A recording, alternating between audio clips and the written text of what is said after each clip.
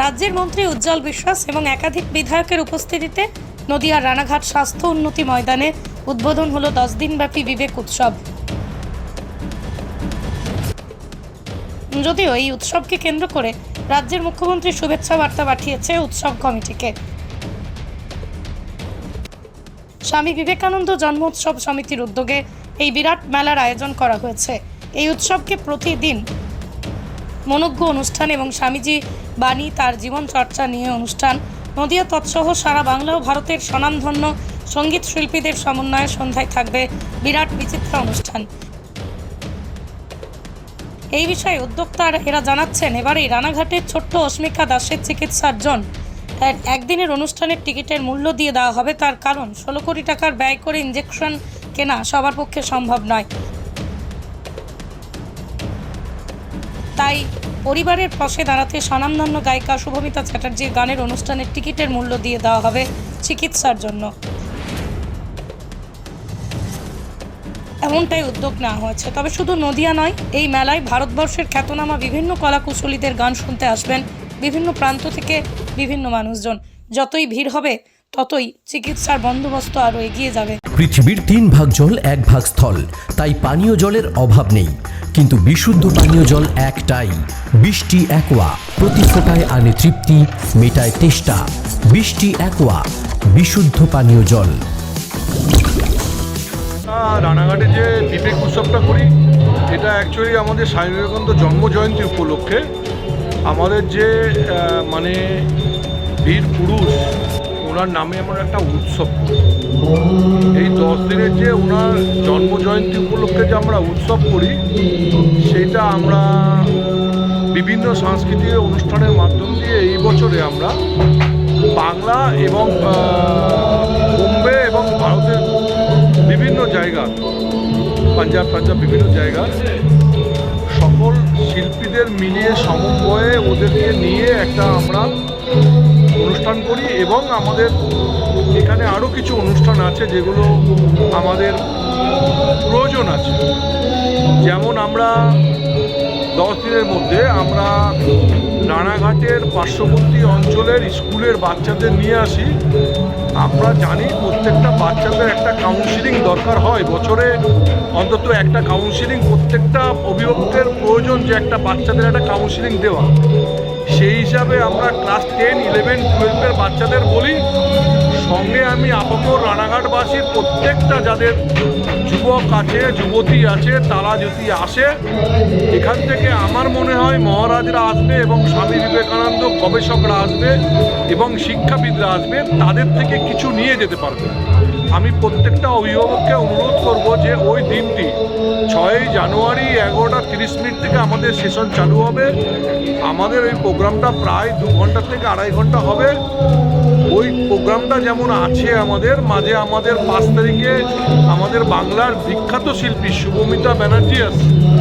আপনারা জানেন এই মুহূর্তে রানাঘাটে একটা বাচ্চা শিশু কন্যা একটা দুরারোগ্য রোগ হয়েছে, যেটার ওষুধ আপনারা জানেন একমাত্র আমেরিকায় পাওয়া যায়, তার দাম 16 কোটি টাকা। এই 16 কোটি টাকা আমাদের সাধ্যের বাইরে। তাই জন্য আমি প্রত্যেক রানাঘাটবাসী না, নদিয়া জেলাবাসী না, বাংলার প্রত্যেককে বলবো যে আপনারা পাশে আসুন। স্বামীজি তো এই কথাটাই বলেছে, জীবে প্রেম করে যেই জন, আমরা বিভিন্ন মন্দির মসজিদ, রাস্তাঘাট, মন্দির মসজিদে আমরা ঈশ্বর খুঁজি। স্বামী তো এই কথাই বলেছে, বহুরূপে সম্মুখে সানিকতা খুঁজিছ ঈশ্বর, জীবে প্রেম করে যেই জন সেই জন শিবই জিতছ। অর্থাৎ আমরা অন্যান্য মানুষের এই অস্মিকাকে দাস করে, ওকেই আমরা সাহায্য করে, আমরা ওর ভেতর থেকেই ঈশ্বর খুঁজে পাবো। ঈশ্বর সেটা হচ্ছে রানাঘাটের যে বিবেক উৎসব, একদম উদ্দীপনা। এটা রানাঘাটের উৎসব না, এটা সারা নদিয়ার উৎসব, সারা বাংলার একটা উৎসব। রানাঘাটকে বললে ছোট করবো, আমরা চাই যে নদিয়ার এবং আমাদের বাংলার সর্বস্তরের মানুষ আসুক। উৎসবটা আমরা সেই করেছি, আমরা বাংলার সংস্কৃতি নিয়ে আপনারা দেখেছেন এই মুহূর্তে থিম করেছি, এবং আমাদের বিখ্যাত গায়করা আছে। ঠিক আমরা সেরকম আমাদের যে কালচারটা, আমরা সেখান থেকে সরে যাইনি। স্বামী বিবেকানন্দ যে জিনিসটা ভালোবাসতেন, আমাকে আমি একটা বইয়ে পড়ছিলাম, স্বামী বিবেকানন্দ প্রশ্ন করেছিল যে আপনি যদি স্বামী বিবেকানন্দ না হতেন তাহলে আপনি কি হতেন? উনি বলতো আমি চিত্রশিল্পী, উনি বলেছিলেন আমি সব বড় চিত্রশিল্পী হতাম। এই জন্য আমার প্রত্যেক বছরে আমি চিত্রশিল্পীদের দিয়ে লাইভ আর্ট করাই, আপনারা দেখবেন। পাশাপাশি আমরা আমাদের বোম্বের থেকেও কিছু বিখ্যাত শিল্পী আসছে, কৈলাস খেরজি আসছেন, মোহাম্মদ ইরফান আসছেন, পাঞ্জাব থেকে রূপালী জাগ্গা আসছে, উত্তরাখণ্ড থেকে বরুণ জৈন আসছে, আমাদের বাংলা থেকে আমাদের রক ব্যান্ড ফসিলস আসছে। দেখুন মোটোটা কিন্তু আমাদের একটাই, মোটোটা হচ্ছে আমাদের মোটোটা হয়তো ক্রাউডকে নিয়ে আসা। ক্রাউডকে নিয়ে এসে আমরা দীর্ঘদিন 10 দিন আমাদের সঞ্চালিকাকে দিয়ে, সঞ্চালনা যারা করে সঞ্চালককে দিয়ে আমাদের স্বামী বিবেকানন্দর শুধু কথা বলানো হয়। আমরা যদি এই মোটোটা যদি আমাদের উদ্দেশ্যটা একটাই, যদি আমরা মনে করি যে স্বামী বিবেকানন্দকে নিয়ে অনুষ্ঠান করবো, কোনো মানুষ আসবে না ডাকলে, একদিন হয়তো অনুষ্ঠান হবে, কিছু লোক আসবে। আমরা ইয়াং ক্রাউডকে নিয়ে আসি 25-এর দিন, ওখানে কয়েক হাজার যুবক যুবতী থাকে, ওইখানেও সঞ্চালন কিন্তু যারা বলবেন তারা কিন্তু ওই সঞ্চালকদেরকে আমাদের বলাই থাকে যে স্বামী বিবেকানন্দর কথা তুলে ধরতে হবে, জীবন আদর্শের কথা তুলে ধরতে হবে। আমরা যে এসছি সমাজে, আমাদের একটা দায়িত্ব আছে। পৃথিবীর যত জীব আছে তার মধ্যে আমরা শ্রেষ্ঠ জীব, মানুষ জীব। পৃথিবীর যে অন্যান্য জীব আছে তারা কিন্তু নিজের ব্যথাই অনুভব করতে পারে, কিন্তু অন্যের ব্যথাই অনুভব করতে পারে না। একমাত্র ঈশ্বর মানুষকেই দিয়েছে যে মানুষ অন্যের ব্যথাটা অনুভব করতে পারে। আমার সেই জন্যই অনুরোধ, আপনারা সবাই আসুন, সবাইকে সাদর আমন্ত্রণ করি। আপনারা প্রত্যেক দিন আসুন, বিবেক উৎসবকে সাফল্যমণ্ডিত করুন। এবং পাশাপাশি আমরা প্রত্যেকে মানবিক দিক থেকে আমরা মানুষের পাশে দাঁড়াই, মানুষের সহযোগিতা করি। স্বামী বিবেকানন্দ কি বলেছে সেগুলো শুনি, ওখান থেকে যদি আমাদের জীবনের একটু মান আমরা উচ্চ স্থানে নিয়ে যেতে পারি। আমি এই বলে এই প্রত্যেককে ধন্যবাদ জানাই। স্বামী বিবেকানন্দ বলেছে যতক্ষণ তুমি লোককে না পৌঁছাবে ততক্ষণ তুমি তোমার জায়গা থেকে তুমি সরবে।